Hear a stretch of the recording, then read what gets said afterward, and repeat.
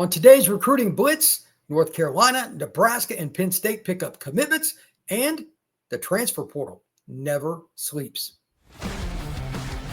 Locked On presents The Portal, the daily podcast covering college football recruiting and everything NIL. Part of the Locked On Podcast Network. Your team every day.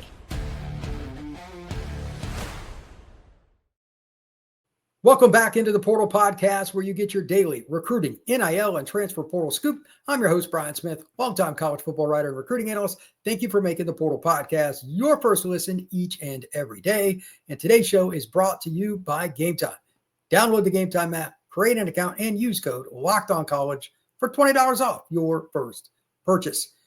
We have a little bit of scoop in regards to a certain recruit in Atlanta that I'll get to later that I knew he was good, but he ended up being really good. That's Dre Quinn. We're going to talk about his recruitment, his upcoming official visits later on in the show. We're also going to talk about some of the commitments that have happened here in the last few days. Some programs like Penn State and Nebraska and Indiana and North Carolina, all involved in getting commitments. And we're also going to start off with something on the transfer portal side, because I want to use this as a lesson. That is right now. If you take nothing else from this podcast, take the following. No matter how highly a recruit is ranked, no matter how determined they are, no matter their background, no matter their academics, anything is possible in college football. Sometimes it just doesn't work out. Sometimes there are differences between the coaches and players. And Tyler Williams from Lakeland, Florida is a great example. Elite academic student. Knew him well in high school. He's a young man that took an extra math class as a senior because he wanted to.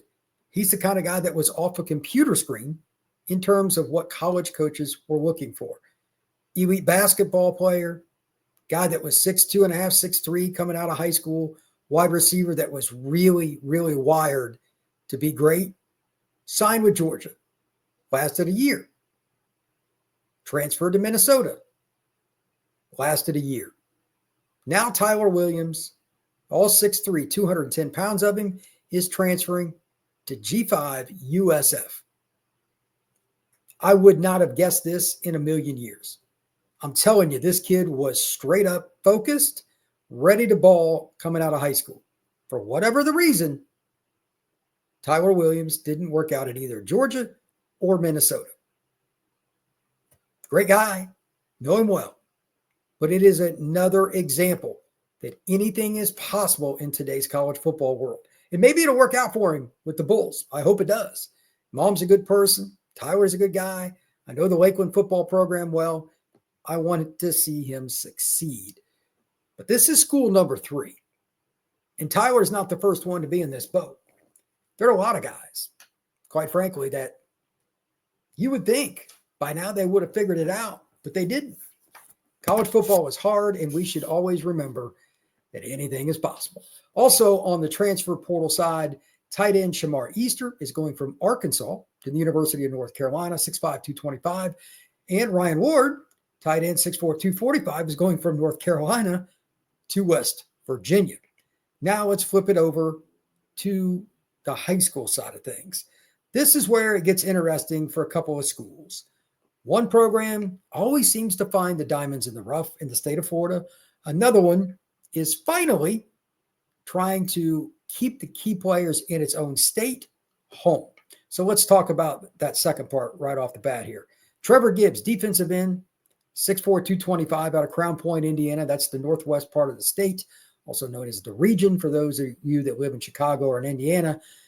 He's going to play for the Hoosiers. Now, Indiana has never been a dominant football recruiting school. Basketball, different story. But getting another kid in state this early, Kurt Signetti and his staff are slowly building some momentum with key players. Now, the other part of this is defense has always been Indiana's biggest concern. Defensive linemen usually aren't all that well known from Indiana. So getting any that you can is good. And they got another one recently. So that's 2 kids from in-state. Defensive lineman, yeah, if you're Indiana and you're a Hoosiers fan, that is something you should be very, very happy about. Now, as for the program that always seems to find that knack of finding the 3-star guy that does well at the college level. That would be the Pittsburgh Panthers. And recruiting Florida for them is just incredible. They've DB, running back, O-line, whatever it is, they always find under the radar kids in the state of Florida. This one, Demetrius McCray out of Orlando First Academy. He's at a very good program. He's a kid that's got some shake to him. He's got some speed. Would it surprise me if Pittsburgh ended up having a scenario where not only is there a good player coming from this program, but ends up being a guy that develops into an all ACC level player? No. That's something that the Pitt program has prided itself on, is developing players, especially skill guys from the South. They'll get a kid from Georgia, Florida, North Carolina, whatever it is. 2 years later, after he redshirts, plays a little bit his second year, like his third year, all of a sudden this guy's a dude. Pittsburgh's done a great job of it. And it's one of the reasons they had a better season last year. Some of those guys they got from the South, including a quarterback that's originally from Louisiana, they ended up being very good for Pitt. That's how you win games. Now let's talk about another school that has done a really good job traditionally keeping kids at home, but they haven't done it as well this year. Jace Reynolds, linebacker from Elkhorn North, just outside of Omaha, is going to be a Husker. They've lost quite a few kids to Iowa State. Here's my question. Several players that are going to Iowa State, whether Nebraska did or did not push for them early, how many of those guys do they circle back around to, or if they haven't already, and really push for them? When I was growing up, Iowa State wasn't taking anybody from Nebraska. There was zero chance of that. The times have changed. But Nebraska did show a penchant for being a better program last year and being more competitive for the most part against the teams they played in the Big Ten. Maybe they can get back around. This is a really important year for that Nebraska staff. You got a second-year quarterback that's got a lot of talent. You have an elite group of coaches overall in terms of winning close games and all. There's all kinds of discussion about they've done a good job in figuring out. And then you have other people that are like, he's not the guy. I'm not sure what's going to happen at Nebraska this year, but I've heard every side of it for what that staff is. And they lost quite a bit of their staff to Florida State too. So this is a big year. They need to win. And they also need to win some of these recruits in state. Jace Reynolds is a good linebacker, but he's one. They need to get, like, out of the top 10 kids, they need to sign 9 of them. It's not a great state for recruiting. Nebraska needs to get that. Also, Penn State, Nokesville, Virginia, Patriot High School. This is an interesting prospect. Matthew Wame, I'm not sure how you pronounce it. 6'3", 235, linebacker, DN, tight end, edge, grows into a D tackle. I don't know. But guys that are in that 230, 240 range, I always find intriguing. I'm going to talk about another one here in just a second. But this one is a kid that I don't know that well. I haven't seen him. But if there is one thing that Penn State has done for several years, it is find guys that are 3-star, 4-star guys, and by 24/7. Matthew Wame is a 3-star.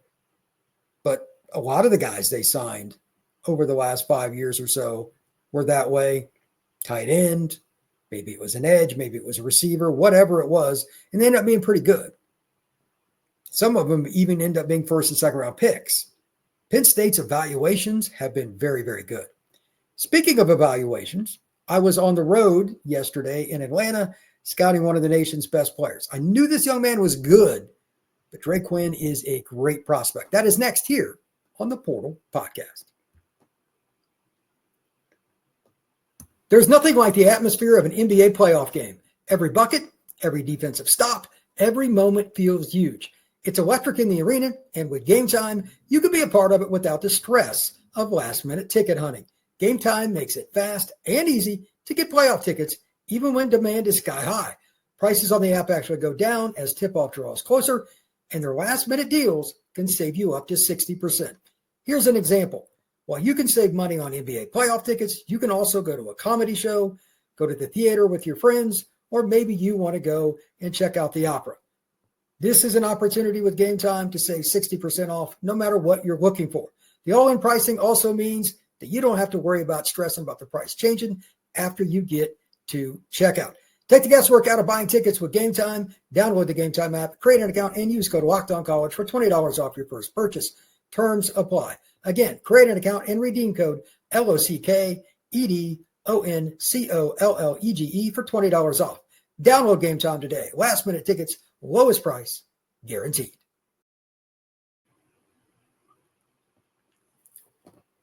Defensive end Dre Quinn from Greater Atlanta Christian, just outside of Atlanta in Norcross, is a big-time football player. I'm going to go over some of his physical traits, and I actually have a little cut-up that I'm putting on the YouTube page for him. But this is what you need to know about why certain schools go after certain kids with trends and why in-person evaluations are the end-all be-all. Dre Quinn's high school highlights, legit, no doubt. But football is a team sport. It is one where leadership and your best players going all in practice, especially when you've got a younger squad, and in this case, a squad that was a bit undermanned, if you would, because it's spring and some guys are playing baseball, some are in track, and some are even in lacrosse. Dre Quinn needed to be that guy yesterday and every day. 6'5", 230. He's an edge rusher with all the right measurements, his length, his hand size, his ability to change directions, his speed, everything. He is the carbon copy of what the National Football League looks for long-term, assuming he stays on this path. But here's the biggest thing that I took away from watching Dre Quinn. Effort. Whether it was in leadership, going through a rep the right way, or if he didn't do well on a rep and he was coached up, he took that coaching and then immediately applied it.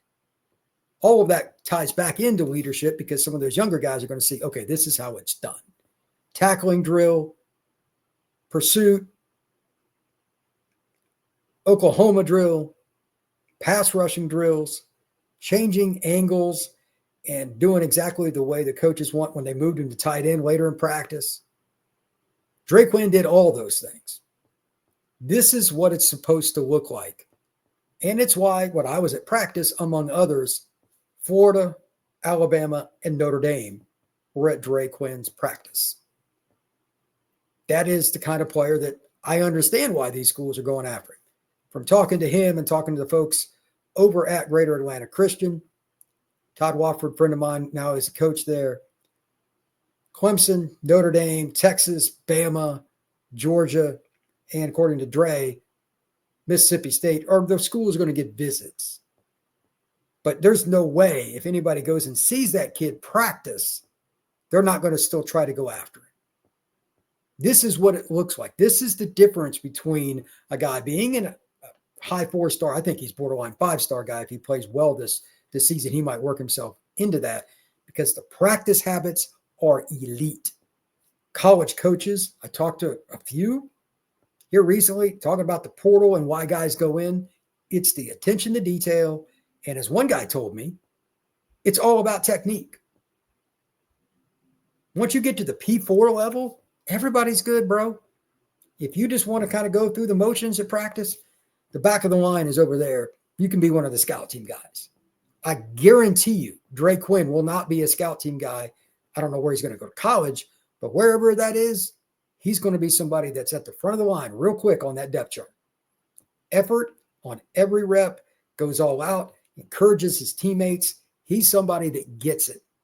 I haven't seen many guys like this with his talent out of practice before. Scouted a long, long, long time. But most kids just don't have the maturity that Dre Quinn does. And that is so valuable. If you are not sure what it looks like, make sure, again, I've got a video that's going to be up later today. I'm hoping it uploads off my phone well, but of Dre just going through the drills. It's obvious. He's not taking any reps off. Even when he didn't win a rep, he went all out. That's what it's supposed to look like.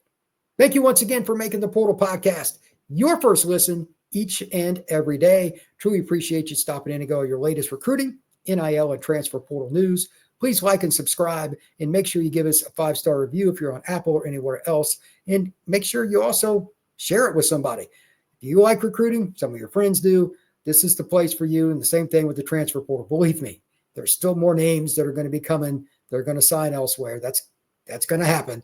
So once again, thank you for stopping in here at the Portal Podcast. We'll see you again soon. Take care.